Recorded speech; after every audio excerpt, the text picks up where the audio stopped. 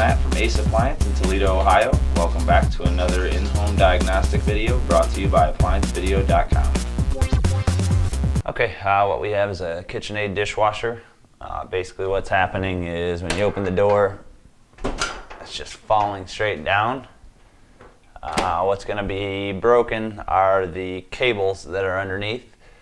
The old design has a set of wheels and the top wheel does not rotate, so they came out with a new kit. Both the idler wheels per se rotate, so it's a lot less strain on the door cables. So we're going to replace the old kit with a new door link assembly. Alright, first thing we're going to do is take the bottom access panel off. There's 2 1/4-inch screws.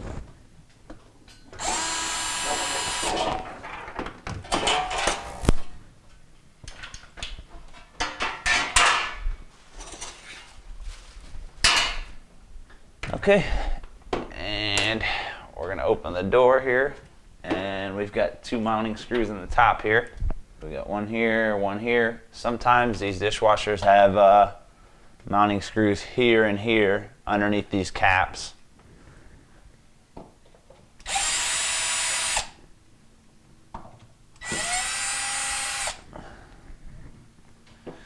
Alright, and now we're going to lower the leveling legs so we can slide this out.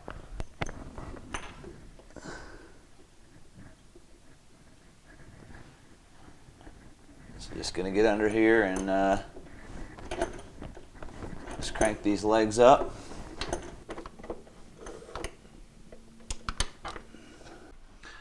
Alright, what we have is there's a copper water line hooked up to this. So what I'm going to try to do first, so we don't have to do anything with the fittings, is I'm going to take the 1 1/4-inch screw. It's just to the left of the inlet valve.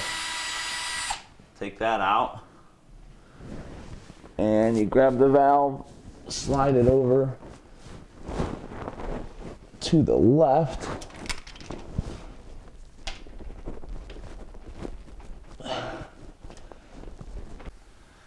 Alright, now that we got the valve dropped away, we're just gonna slowly slide this out. And as you're sliding it out, just keep checking underneath. Make sure you're not catching on anything.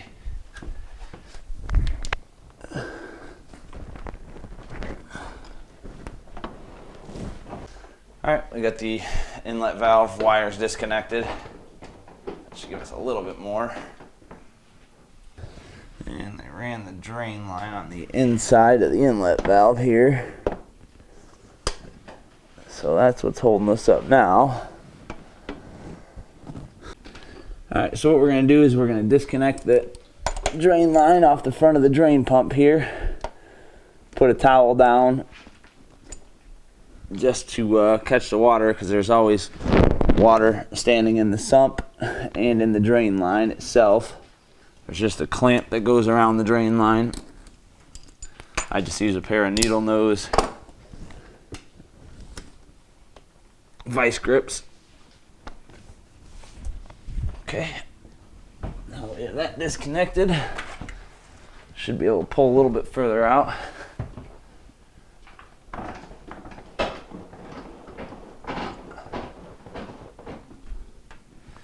And that's about all we'll need there. So you can see on this side, the cable's broken. The other side, the cable is still intact, but always replace both. Okay, and you can see this is where the cable broke. It's supposed to run up like this and attach right here. So we're going to follow this back. And it's attached to the spring here. So this spring actually hooks into the very, very back part of this rail. It's going to hook in just like this, and the cable comes up from the spring. So what we're going to do is get our new wheel assembly mounted on there. Take the 5/16 screw out.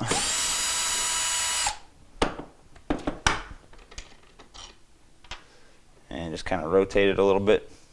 The top pulls out.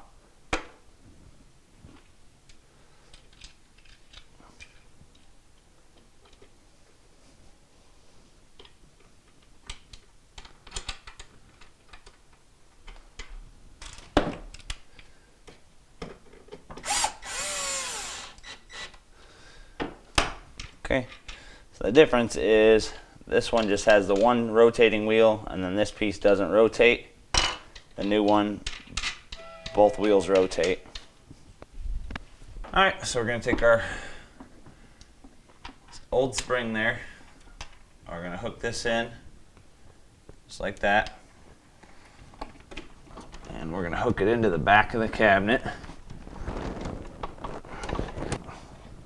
Once you have it hooked in, just keep pressure on this so it doesn't slip out.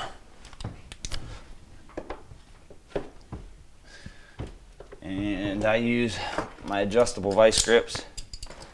Grab it back here.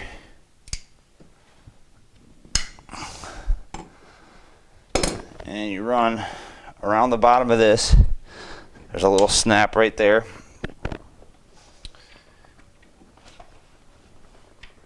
You're going to go ahead and pull on it. Hook it around the top of the pulley.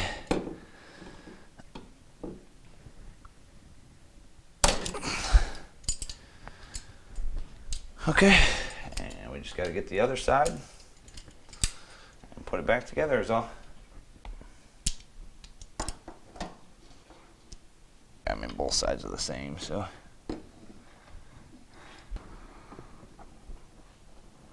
So we got the other side replaced. And we're just going to test it, and the door doesn't just drop open on you.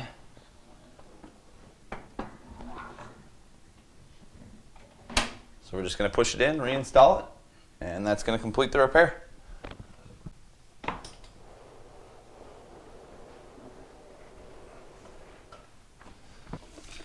Alright, so we're just going to put our mounting screw back in on the inlet valve here.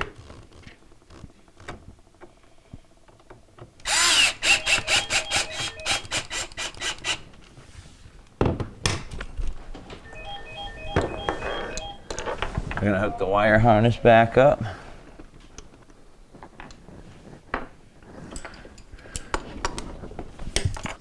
Go ahead and put our drain line back on.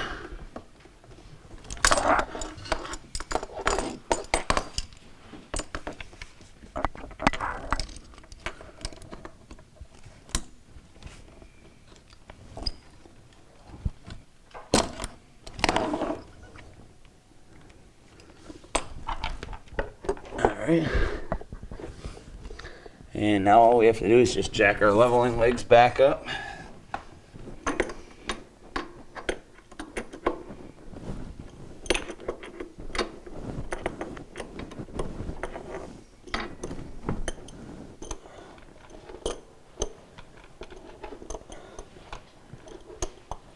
Alright, we've got our leveling legs jacked back up now. Go ahead and put the two mounting screws in.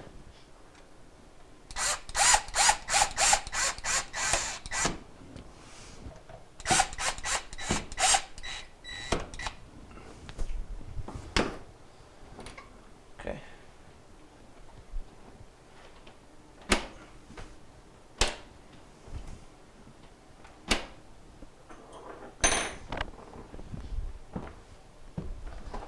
We're just going to put our bottom kick panel back on.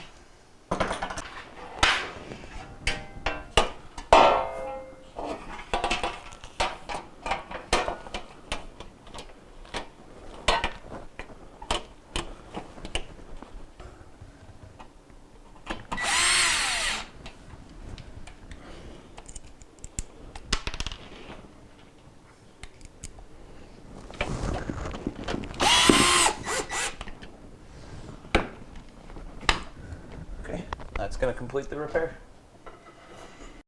Thank you for watching another quality video from ApplianceVideo.com.